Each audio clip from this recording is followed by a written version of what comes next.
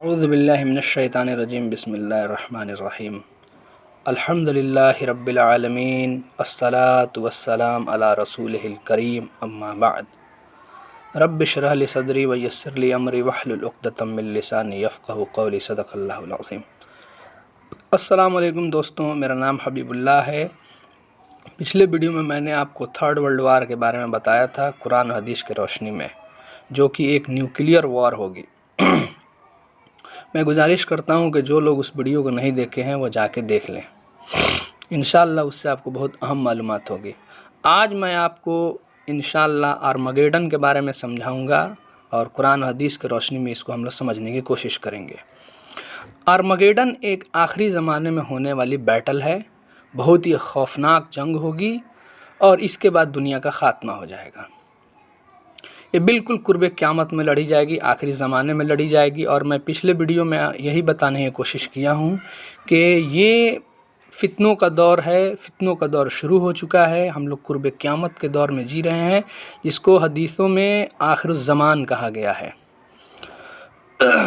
Armageddon एक ऐसी खौफनाक जंग है जिसके बारे में शुरू से ही, जब से क्रिश्चियनिटी आई है दुनिया में, जब से ये यहूदियों के मज़हब आए हैं या जब से इस्लाम आया है, ये तीनों इब्राहिमी मज़ाहबों में शुरू से इसका डिस्कशन होता है। क्रिश्चियन में और ज्यूज़ में ख़ास कर इसका चर्चा होता है, इसलिए इसके दोनों के यहाँ अपने अपने मायने हैं। हमारे यहाँ इसका अलग मायना है, लेकिन इसमें एक कन्फ्यूज़न सा बना रहता है कि इस जंग में कौन किससे लड़ेगा, कौन हारेगा, कौन जीतेगा, कहाँ होगी ये जंग, किनके किनके बीच होगी, इसका एंड रिज़ल्ट क्या होगा, इन सब के बारे में कन्फ्यूज़न से बना रहता है। इंशाअल्लाह आज मैं कुरान हदीस के हवाले से इसको बताऊंगा और आप अपनी भी कीमती राय कमेंट के ज़रिए से देंगे। सबसे पहले आप समझ लें कि थर्ड वर्ल्ड वार जो हमारे सर पे खड़ी है, ये एक न्यूक्लियर वार होगी और ये यहूदियों की साजिश से होगी। इसलिए कि यहूदियों के यहाँ एक अपना एजेंडा है। यहूदी रियासत जो है, इस्राएली रियासत जो है, ये बिल्कुल एक अपना रिलीजियस रियासत चलते हैं। वो अपना तौरात के हिसाब से अपना काम जो करते हैं, उसमें जो लिखा हुआ है, जो उनके लिए प्रिडिक्शन किए गए हैं, उसी के हिसाब से अपना काम करते हैं। इसलिए यहूदी चाहते हैं कि दुनिया में थर्ड वर्ल्ड वार हो और हमारी उसके बाद पूरी दुनिया में हमारा कब्ज़ा हो जाए। इसलिए कि जब तक थर्ड वर्ल्ड वार नहीं होगा, तब तक जो आज के डेट में super power of the world है, अमेरिका, ब्रिटेन, रूस, फ्रांस, ये यूरोपियन यूनियन, ये सब ख़त्म नहीं होंगे तब तक हमारा न्यू वर्ल्ड ऑर्डर इम्प्लीमेंट नहीं होगा, ग्लोबल रीसेट नहीं हो पाएगा। और इसके लिए है न्यू वर्ल्ड ऑर्डर, एक अलग सा टॉपिक है। इंशाल्लाह इसके बारे में मैं अलग से वीडियो बना के बताऊंगा न्यू वर्ल्ड ऑर्डर है क्या। और न्यू वर्ल्ड ऑर्डर लागू करने के लिए, इम्प्लीमेंट करने के लिए डीपॉपुलेशन होना ज़रूरी है। जब तक आबादी को कम नहीं करेंगे, ये न्यू वर्ल्ड ऑर्डर लागू नहीं होगा। और ये आबादी ख़त्म कैसे होगी? एक थर्ड वर्ल्ड वार के ज़रिए ख़त्म होगी। इसलिए यहूदी पूरा ज़ोर लगा रहे हैं कि दुनिया में थर्ड वर्ल्ड वार हो। इसीलिए आप देखेंगे कि जो यूक्रेन के प्रेसिडेंट हैं वोलोदिमीर ज़ेलेंस्की, ये एक ज्यूज़ हैं और ये फिज़िकली देखा जाए तो ये रसिया से बिल्कुल ये लड़ाई हार चुके हैं, लेकिन ये जानबूझकर ब्रिटेन हो गया, अमेरिका हो गया, इसको चढ़ा रहा है लोग।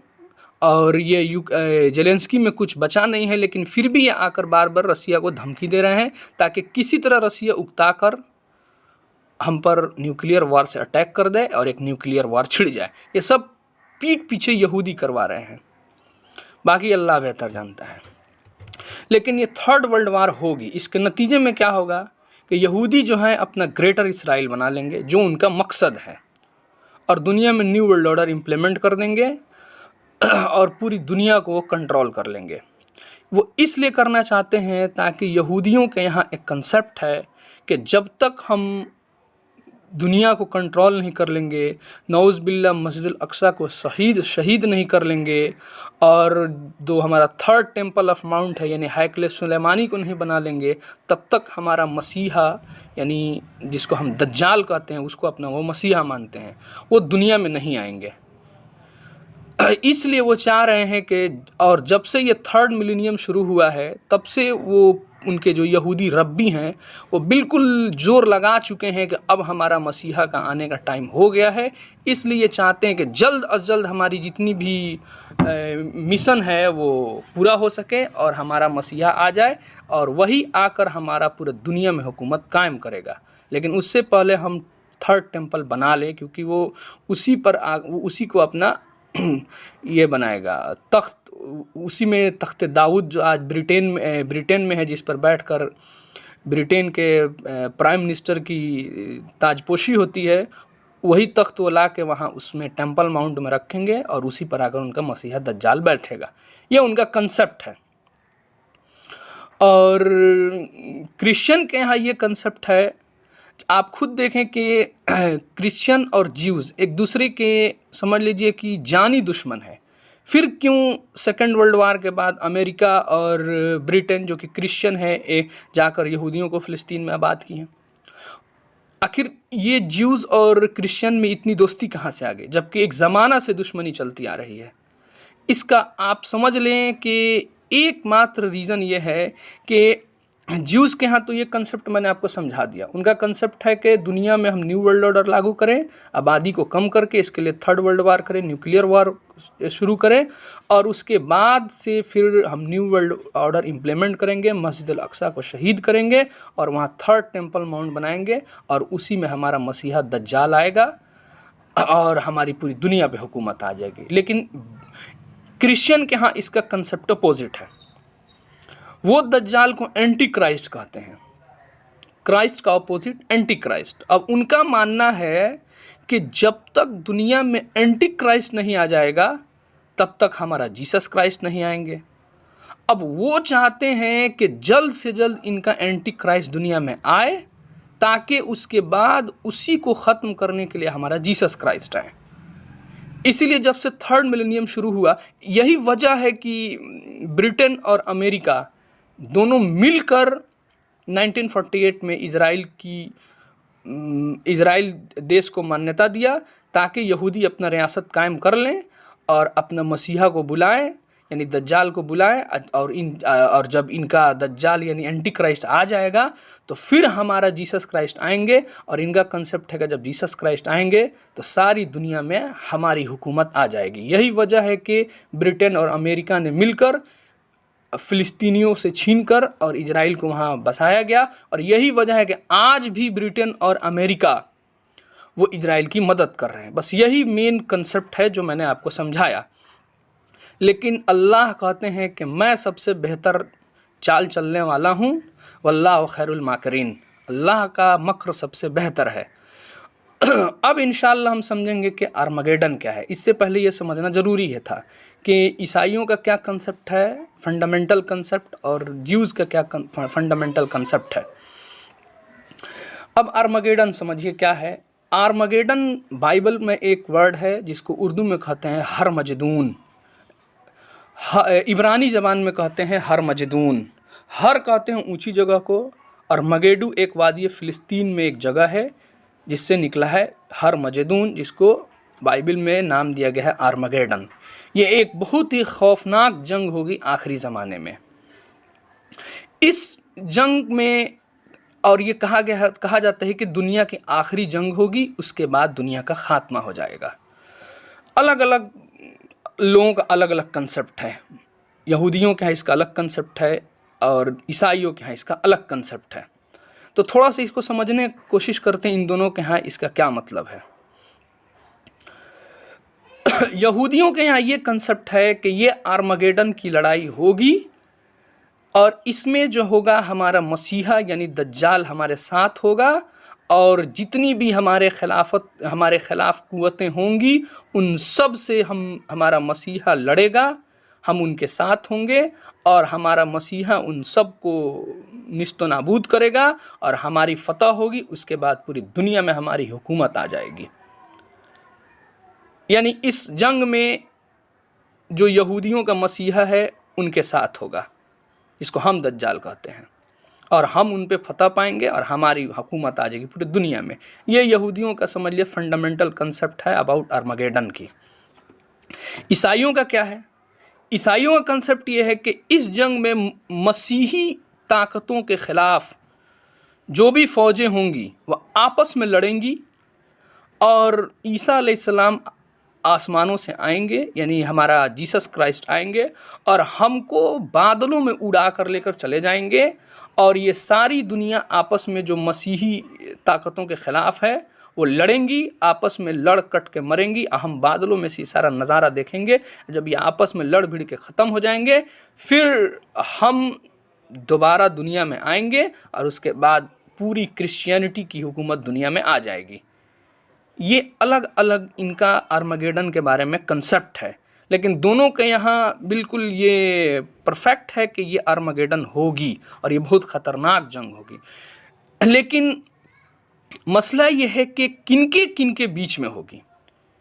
यहूदी भी कहते हैं कि होगी और इसमें हमारी जीत होगी क्योंकि हमारे साथ हमारा मसीहा दज्जाल होगा, और क्रिश्चियन भी कहते हैं कि ये जंग होगी जो मसीही ताकतें हैं उनके ख़िलाफ़ होगी और मसीह अलैहिस्सलाम जो है हमको आसमानों में लेकर चले जाएंगे और ये आपस में लड़ेंगे। लेकिन लड़ेंगे कौन कौन, किनके बीच होगी?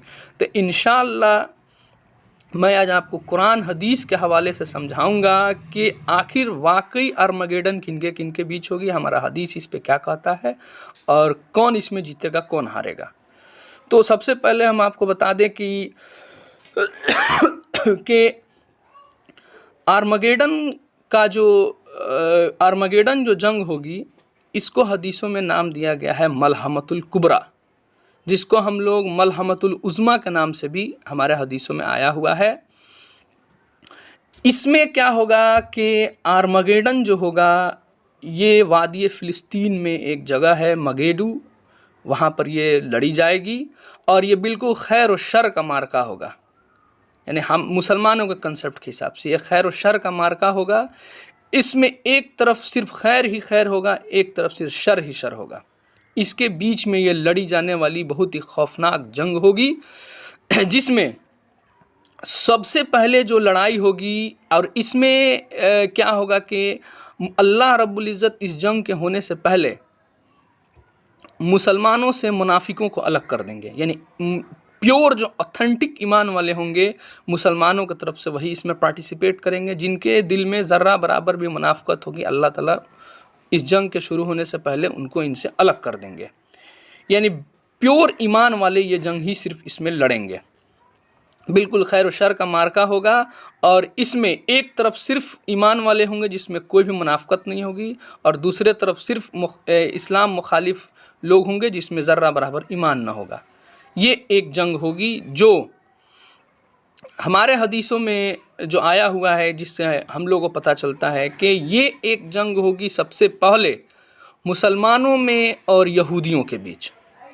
मुसलमानों और यहूदियों के बीच ये एक खौफनाक जंग होगी सबसे पहले, जिसमें यहूदियों की तरफ से दज्जाल नहीं होगा, लेकिन मुसलमानों के लीडर जो होंगे वह हज़रत महदी होंगे। मुसलमानों की तरफ से मुसलमानों का लीडर हज़रत महदी होंगे, लेकिन यहूदियों की तरफ से उनका लीडर दज्जाल अभी नहीं आया होगा। इनके बीच में ये जंग शुरू होगी। इसमें जो क्रिश्चियंस हैं, रोमन्स, वो मुसलमान के साथ होंगे और इन दोनों में एक पुरअमन सुलह हुआ होगा और ये दोनों मिलकर यहूदियों से लड़ेंगे। इसमें क्या होगा कि यहूदियों की शिकस्त होगी, लेकिन इस जंग से पहले यहूदी जो हैं अपना ग्रेटर इसराइल बना चुके होंगे।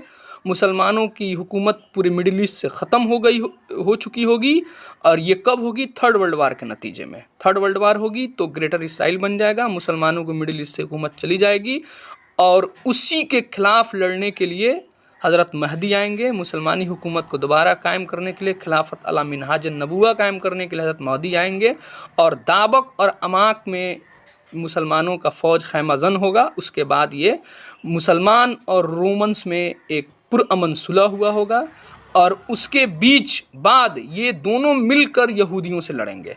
इसमें यहूदियों की बुरी तरह हार होगी, बुरी तरह ये लोग पीटेंगे मुसलमानों से और बुरी तरह इनके हार होंगे और इस हार के बाद ग्रेटर इसराइल का खात्मा हो जाएगा और मुसलमान और रोमन्स आपस में माल गनीमत तकसीम करेंगे और खुशी खुशी वापस आ जाएंगे। वापस आकर ये एक टीलो वाली मैदान में जमा होंगे, टीलो वाली मैदान में जमा होंगे और वहीं पर ये खौफनाक लड़ी जाएगी जंग आर्मगेडन। जो अब उसमें होगा क्या, जब मुसलमान और रोमी यहूदी से जीत कर वापस आ जाएंगे अपने अपने जगह पे, तो अब रोमियों में से एक शख्स खड़ा होगा और सलीब को उठाएगा और कहेगा कि सलीब गालिब आ गई। तो जब ये बात मुसलमानों में से एक शख्स सुनेगा तो गुस्सा हो जाएगा, वो उस पर इस रोमी शख्स को मार देगा। तो मार देगा तो उसके बाद क्या होगा कि फिर अब जो रोमी होंगे जो मुसलमानों के साथ पुरअमन सुलह किए होंगे उस सुलह को तोड़ देंगे और तोड़ने के बाद वो मुसलमानों पर 80 झंडों के साथ लेकर दौड़ेंगे और हर झंडे के नीचे आप सल्लल्लाहु अलैहि वसल्लम ने फरमाया 12,000 फौजें होंगी, यानी 9,60,000 फौजों के साथ रोमी मुसलमान पे चढ़ाई कर देंगे। जब ये फौज मुसलमान देखेंगे तो ये 3 ग्रोह में बट जाएंगे। एक ग्रोह भाग जाएगा मैदान जंग छोड़कर मुसलमानों में से, तो आप सल्लल्लाहु अलैहि वसल्लम ने फरमाया जो ग्रोह जंग छोड़कर भाग जाएगा फिर अल्लाह उसको कभी तौबा कबूल नहीं करेगा और वो जहन्नमी होगा। फिर दूसरा ग्रोह लड़ेगा उससे तो अल्लाह ताला इसको शहादत के दर्जे पर फायज करेंगे और तीसरे ग्रोह को अल्लाह ताला इन पर फतह दे देगा। यानी इस जंग में इतनी खौफनाक जंग होगी कि हदीसों में आता है कि जो घोड़े होंगे ना वो पूरा खून में डूब गए होंगे, खून उनके पूरे पैरों से ऊपर तक इनका खून में घोड़े दौड़ेंगे और पूरे वादी फिलिस्तीन के 200 मीलों तक चारों तरफ में इतनी लाशें होंगी कि एक परिंदा जो उड़ते उड़ते चाहेगा कि मैं ज़मीन पर उतरूं लेकिन उसको उतरने के लिए कहीं ज़मीन नहीं मिलेगी, आखिरकार वो थक कर गिरेगा तो लाश पर ही गिरेगा। इतनी ख़तरनाक ये जंग होगी। ये इसी को आर्मगेडन कहा गया है। इसमें ये जंग 4 दिनों की होगी। पहले दिन मुसलमान रोमियों से लड़ने का अहद करेंगे और मौत पे शर्त लगाएंगे कि आज हम या तो जीत जाएंगे या तो मर जाएंगे और फौज मुसलमानों की तरफ से लड़ने के लिए निकलेगी और जितनी भी फौज मुसलमानों की तरफ से जाएगी वो शहीद हो जाएगी और रात का शाम का वक्त होगा तो रोमियों की फ़ौज अलग हो जाएगी, मुसलमानों की फ़ौज अलग हो, लेकिन मुसलमानों की तरफ से सारे फ़ौज शहीद हो जाएंगे। फिर दूसरे दिन भी यही होगा, तीसरे दिन भी यही होगा। चौथे दिन मुसलमान की टोटल फ़ौज इस पर हमला कर देगी रोमन्स पर और उस दिन या तो कहेगी या तो हम जीत जाएंगे या फिर अब शहीद हो जाएंगे। और हज़रत अब्दुल्लाह इब्न मसूद रज़ियल्लाहु तआला अन्हु फरमाते हैं कि वो ऐसी खौफनाक जंग होगी कि उससे पहले ना किसी ने ऐसी जंग देखी होगी ना सुनी होगी, इतनी खौफनाक वो जंग होगी। बिल आखिर मुसलमान को अल्लाह ताला फतह देंगे और मुसलमान या आर्मगेडन की जंग जीत जाएंगे। बाइबल में इसको आर्मगेडन कहा गया है, हमारे हदीसों में इसको मलहमतुल कुबरा कहा गया है, यानी गोश्त के टुकड़े उड़ाने वाला जंग कहा गया है या मलहमतुल उज़्मा भी कहा गया है। और इंशाअल्लाह ये जंग मुसलमान जीतेंगे और इसको लीड करेंगे हज़रत महदी। जब ये जंग ख़त्म होगी तो उसमें कहा गया कि अगर एक बाप के 100 औलादें होंगी तो जब शुमार करना शुरू किया जाएगा तो उसमें से 99 कत्ल कर दिए गए होंगे, शहीद हो गए रहेंगे, मात्र 1 बचेंगे। इतनी खौफनाक जंग होगी, लेकिन अल्हम्दुलिल्लाह एंड रिजल्ट ये होगा कि मुसलमान जीत जाएंगे। उसके बाद अभी मुसलमान जीते ही होंगे तब तक एक पुकारने वाला पुकार कर कहेगा कि ऐ लोगों, तुम्हारे बाल बच्चों और बीवियों में दज्जाल आ चुका है। तो उस वक्त जो मुसलमानों के लीडर होंगे हज़रत महदी, वो 10 घुड़सवारों को चुनेंगे और 10 घुड़सवार चुन के आप सल्लल्लाहु अलैहि वसल्लम ने फरमाया कि वो 10 घुड़सवार मुसलमान का हरावल दस्ता होगा जो आगे आगे फ़ौज का चलेगा और वो उस समय दुनिया के सबसे बेहतरीन शाहसवार होंगे। आप सल्लल्लाहु अलैहि वसल्लम ने फरमाया उन 10 के नाम, उनके घोड़ों के रंग, उनके बाप दादा यानी अबाव अजदाद को भी मैं जानता हूँ। लेकिन ये जब खबर लेने जाएंगे तो पता चलेगा कि ये खबर झूठी है, अभी दज्जाल नहीं आया है। उसके बाद माने गनीमत तकसीम नहीं होगी, क्योंकि इससे मुसलमान की इतनी जानी माली नुकसान हुआ होगा कि मुसलमान इससे खुश नहीं होंगे। उसके बाद अपने अपने घर जाएंगे। फिर उसके बाद फिर वाकई दज्जाल निकल आएगा। अब दज्जाल निकलेगा तो फिर इस दज्जाल से फिर लड़ने के लिए, लेकिन इनके दज्जाल निकलने से पहले हज़रत महदी फिर कुस्तुनतुनिया भी फतह कर लेंगे। आज कुस्तुनतुनिया मुसलमानों के पास है, लेकिन ये जो थर्ड वर्ल्ड वार होगा इसमें दो काम होगा। एक तो इजराइल अपना ग्रेटर इसराइल बना लेगा यहूदी, और दूसरा जो रोमन्स होंगे उनकी हुकूमत कुस्तुनतुनिया पर आज हो जाएगी। अब या तो वो रोमन्स अमेरिका वाले होंगे, या वो रोमन्स ब्रिटेन वाले होंगे, या वो रोमन्स यूरोपीय यूनियन वाले होंगे, या वो रोमन रसिया की होगी। कोई ना कोई इनमें से कुस्तुनतुनिया को अपने कब्ज़े में ले लेगा। और मैंने जितना तहकीक किया, मुझे लगता है कि ये कुस्तुनतुनिया रूस जीत लेगा। इसलिए कि पहले रोमन्स का हेडक्वार्टर था कुस्तुनतुनिया, जिसको कॉन्स्टेंटिनोपल ने अपना हेडक्वार्टर बनाया था। बाद में फिर इसको मुसलमानों का जब वहाँ सुल्तान मोहम्मद फ़ातेह ने उसको जीता, तो फिर रोमन्स ने अपना हेडक्वार्टर बना लिया रसिया में। उसी दिन से रशिया का ख्वाब है कि फिर से हमारा दोबारा कुस्तुनतुनिया हमारे हाथों में आए और हम अपना हेडक्वार्टर वहाँ बनाए। तो मुझे लगता है कि रूस जो है अपना कुस्तुनतुनिया को फ़तह कर लेगा। अब बाकी इजराइल फ़तह ये हो जाएंगे, और अमेरिका, ब्रिटेन और पूरा यूरोपीय यूनियन ये थर्ड वर्ल्ड वार में सब ख़त्म हो जाएंगे। बाकी अल्लाह बेहतर जानते हैं, लेकिन मैंने जो तहकीक किया उसमें यही पाया है। मैं चाहता हूँ कि आप सब मुसलमान भी इस पर तहकीक करें और इसको बात को आगे फैलाएं। फिर जब ये जो हज़रत महदी होंगे, मलहमतुल कुबरा जब ख़त्म होगी, मुसलमान की जीत हो जाएगी, तो फिर हज़रत महदी जो है कुस्तुनतुनिया को भी फ़तह करेंगे। कुस्तुनतुनिया के फ़तह करने के बाद दज्जाल का खुरूज होगा। फिर हज़रत महदी दज्जाल से लड़ेंगे, और लड़ते लड़ते यहाँ तक के तब हज़रत ईसा अलैहिस्सलाम का दोबारा नज़ूल होगा, और वो दज्जाल से फिर लड़ेंगे और उस दमिश्क के जामे मस्जिद मीनारे पर उतरेंगे, और फिर उसके बाद वो दज्जाल से जंग करेंगे। आखिर में जाकर वो दज्जाल को बाबे लुद पर कत्ल करेंगे। उसके बाद फिर याजूज माजूज का खुरूज होगा। फिर उनसे अलग से एक अलग इंशाअल्लाह वीडियो बनेगी। तो मैं समझता हूँ कि अल्हम्दुलिल्लाह आर्मागेडन के बारे में जो मैंने आपको समझाया, इससे आपको बहुत फ़ायदा हुआ होगा। और अगर आप लोगों को बात समझ में आ गई होगी तो आप इसके आगे भी शेयर करें और अपना कीमती राय कमेंट में दें। इंशाअल्लाह फिर आगे एक बहुत ही इम्पोर्टेंट टॉपिक पर वीडियो बनेगा। अस्सलामु अलैकुम रहमतुल्लाहि व बरकातुहू।